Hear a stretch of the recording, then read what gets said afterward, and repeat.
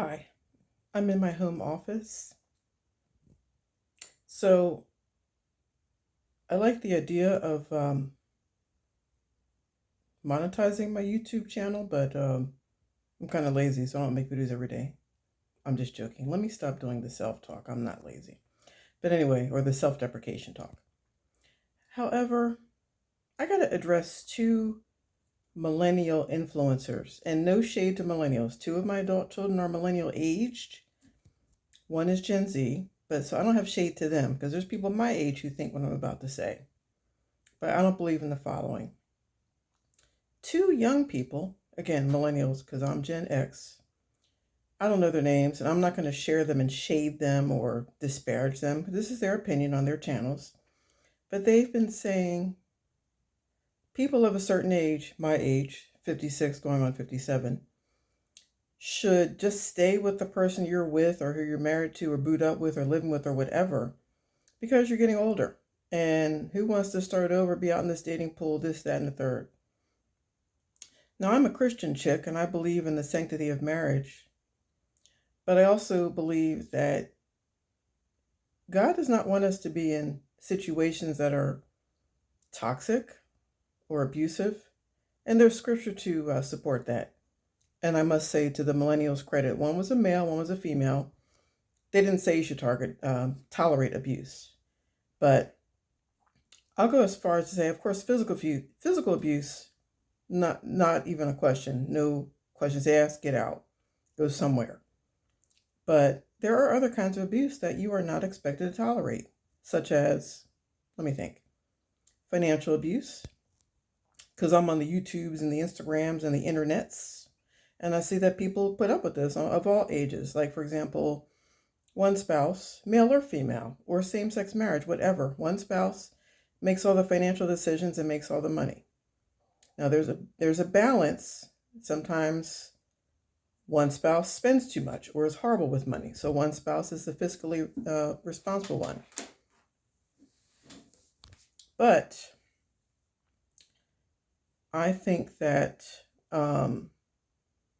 in a case where spouse, no matter what gender, says to other spouse, here's your allowance, or you can have this to go this, that, and the third, or here's $20.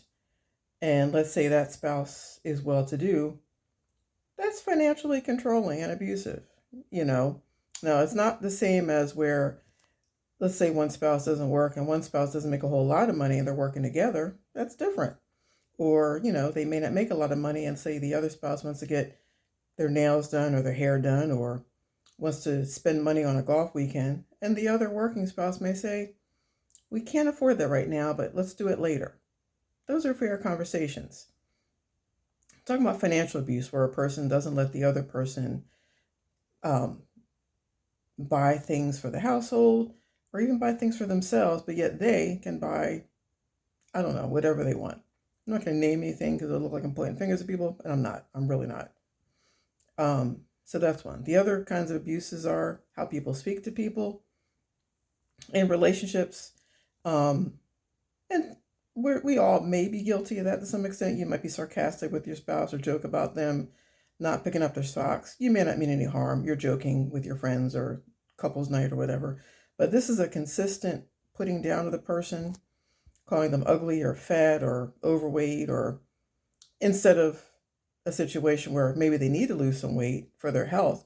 And you say, honey, I'm really worried about your being with me forever. I need you to kind of, walk with me, go to the gym with me. I really care about your health. Let's talk to the doctor about your options. That's a loving way to say it. You don't want to be the person who says, you're a fat slob, you're a fat pig, or look at your wife or husband with disdain. And it might be manipulation also, because we also know if that said overweight spouse, quote unquote, leaves the marriage and goes somewhere else, there's 10 other people who might love him or her.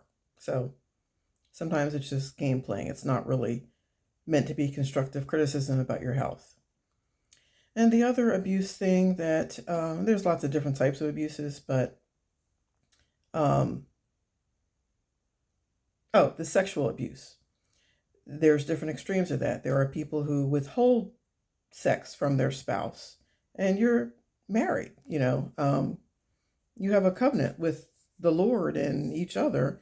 Willfully controlling sex. It's actually a narcissistic tactic, but that's another video.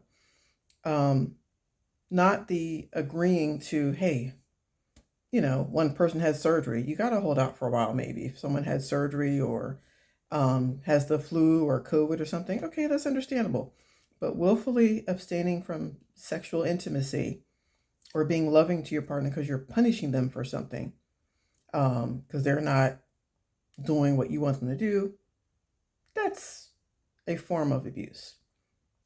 The other sexual abuse on the other end of the spectrum is rape situations. I don't even know if I can call that sex or intimacy, because rape is diabolical. But there are people out here in these streets getting raped by their spouses, male or female. And yes, you can rape in a marriage. If it's not consensual, it's rape, so maybe another video, I'll tie up the scripture that goes along with, you can be 70 years old. If your spouse is abusive to you, and it doesn't have to be just physical, you can roll out.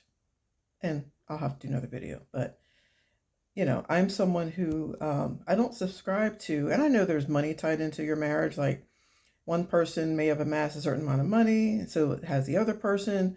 So you're relying on that person for your retirement. So that's a real consideration. Some people will not leave and they're being abused because they're worried financially what will happen. And that's fair. However, there are also attorneys in these streets who will get you what you deserve. Let's say you're stay-at-home homemaker for 20 years, male or female, once again, and the spouse is the breadwinner of over 6 figures. I have to say that because if they were only making $20,000 a year, you can't, come on, don't get real. But if they were, a high 6-figure earner and the other person was a stay-at-home parent with the kids, they may be entitled to some kind of money in post-marriage life. So that's my little bit of law school, but not full law school, but that's another story. But yeah, so don't put up with abuse in these streets, married or not. God has a way of making a way.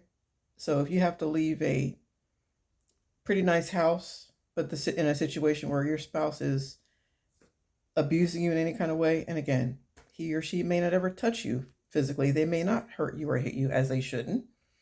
But if they're verbally mean to you or deciding arbitrarily that they don't want sex anymore or this, that, and the third, look in your heart, look in your scriptures.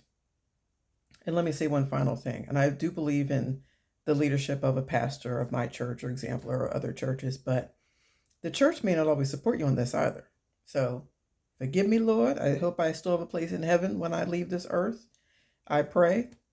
But if you talk to your pastor or your church, which is a fair thing to do if you really are conflicted, they may not always tell you, oh, stay, long suffering my ass. You got to protect yourself and be sane. And I believe also it's better to be single than to put up with any kind of abuse.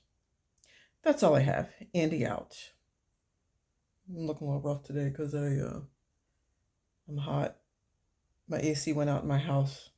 The guy's coming to fix it tonight. That's another topic. So I had to brush back these grays. Okay, bye.